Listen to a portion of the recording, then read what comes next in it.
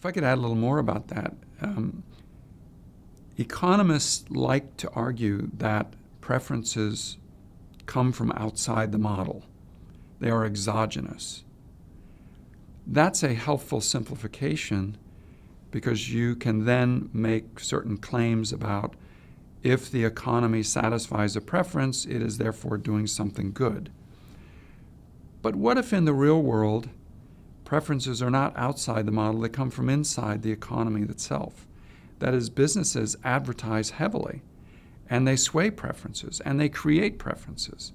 And thus, if you're satisfying a preference that the market created itself, how can you say that that's satisfying anything of value? So this is a really important point, that preferences could be, quote unquote, polluted by the marketplace itself. We can create preferences for things that aren't good for us. And how can we claim that the market is doing something good when it's just creating the very preferences that you're then setting out to satisfy? So we could take a look at prescription drugs.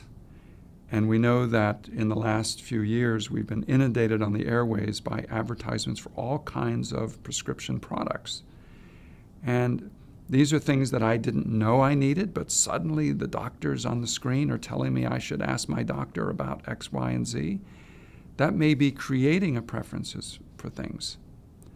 When the auto seller is showing me a car speeding on a California highway, beautiful man and a beautiful woman, what they're really trying to sell is probably sex. And yet what they're pitching is the idea that if you get this car, you'll get sex. That's the way car ads often work. So that's creating some sort of polluted preference for transportation. So when economists leave out of the model the idea that preferences can be created by the very market itself, I think that's a mistake. I think we have to look more holistically at where preferences come from. And as Adam Smith states in his first paragraph of Moral Sentiments, we influence each other. We do. Yes, thank you. Preferences come from the society in which we were created.